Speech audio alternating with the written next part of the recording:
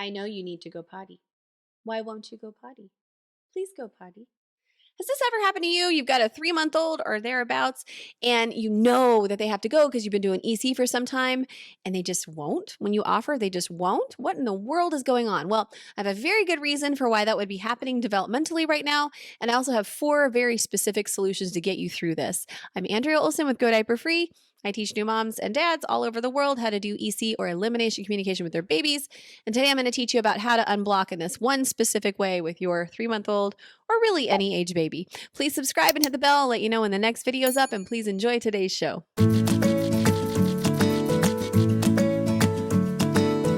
What do we do when we have a baby? We know she has to go and she just won't. And specifically today, we're talking about a 3-month-old. This person wrote in and said, I just know that my baby has to go and she just won't at 3 months old. So first of all, I want to talk to you about developmentally. What is going on with a 3-month-old? Well, they're starting to move their body in ways to prepare for rolling. They just want to roll. And when you hold them in position, sometimes a 3-month-old will look like they're resisting the potty, but they're not resisting. They actually are just arching their body over. And I have a background in dance, so like I always roll around the floor and do all this stuff in dance.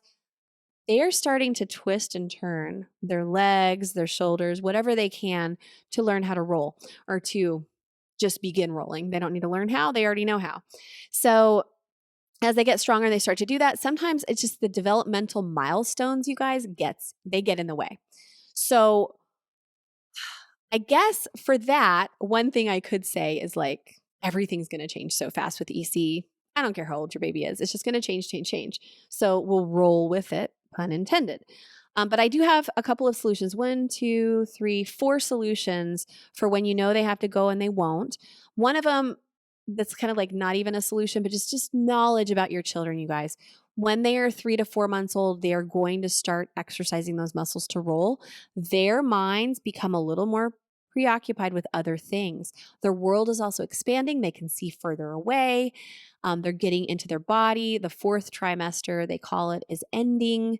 So you've got the 0 to 3 month age where they're really kind of creatures and is very much in that kind of middle space, the precipice, liminal. It's a liminal space. It's between this and that, between pregnancy, being in the womb, and being out in the world and crawling around. So we've got a transition going on. So I would say that there's a lot of distraction going on. And this happens with every developmental milestone.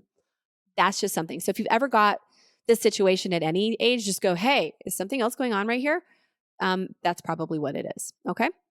But here are the solutions. So number 1, you can keep your baby's diaper off and just hold. If you know, and how does this person know that she has to go?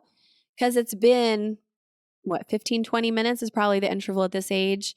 Or there's been a toot or a fart or some kind of grimace. And you're just like, I just know that they have to go by their signal, their body language, time of day, part of the routine, whatever. Like by this time, this person knows their baby and has done observation and like knows some signals. So they know. Okay, so you can keep them diaperless and walk around and take advantage of the distracted nature of a 3-month-old.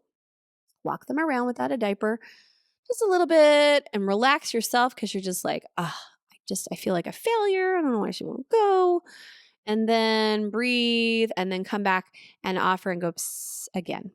Okay, so that's one technique because natural timing expands rather rapidly. So maybe your baby was going every 15 minutes and you knew that, and now they're going every 25 minutes and you're just like, whoa, that was a massive leap.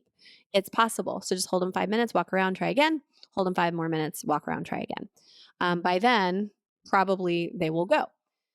If they don't, and if this just doesn't work for you, my second suggestion for a solution is to change the receptacle or the location where you are pottying them. So we want to experiment a little bit. So if you've been pottying them over the sink, try squatting, sitting your own butt on a small stool in front of the toilet and holding them in EC position over the toilet. So you would have them under the thighs with their head and back leaning up against your body and holding them over the toilet. Because at 3 months old, I'm sorry, but you might not know this, but they have been noticing that you guys have been going in the toilet and they're like, I want to go in the toilet too. They could already be like, when's it my turn to go where everybody else is going? Possible. The other thing you can do at 3 months, they're not sitting on their own. So I would never sit a 3-month-old on the potty by themselves because they will just fall right off. It's not good for their spine to be in those kind of sitting support things. It's debatable. But what am I looking for? I guess, yeah, I'm looking for my potty. I would hold them on it because they do have neck control by about 8 weeks, usually by 2 months at least. So you can hold them. So have the mini potty on the ground in front of you and hold your baby on it. And you are supporting their spine. You're not sitting them and their full force on it, but you are sitting them on it and they can look at you and they can start using the mini potty. So that's what I mean by changing the receptacle. You can go from the sink to the big toilet with a seat reducer on it or a mini potty. So there's lots of options. You can even potty them in a one stall like shower if you want to do that. You can potty them over the tub with a little rag underneath their butt.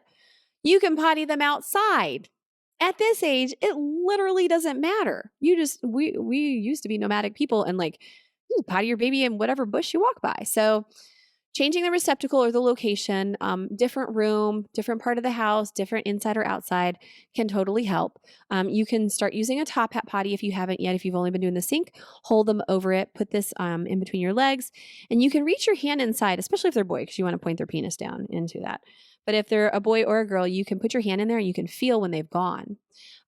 Yes, you will get a little wet, but it is just newborn pee. It is not a big deal. And this will give your baby a chance to relax and take their time without having to be like on a bigger toilet, which might not be good for them. I don't know which one your baby will like, so you can experiment with that. The third solution I have for I know she has to go and won't at 3 months old is a fresh observation session. Didn't I just say it? Like the interval between times when the baby goes, like, hey, my baby goes every 10 minutes as a newborn, every 30 minutes at 6 months old, every 45 minutes at 13 months old, every 2 hours at 2 years old. Yes, those are typical. You want to do a new observation session. Do you see how often those intervals change? Your baby's bladder is growing, their body is growing, their attention span is growing, and it makes sense that their intervals would grow. So do a new observation session. I've got a lot of information about that on my podcast and in my book. And I've got an observation log. I also have, if it's not out by the time you're seeing or listening to this, I have a new app.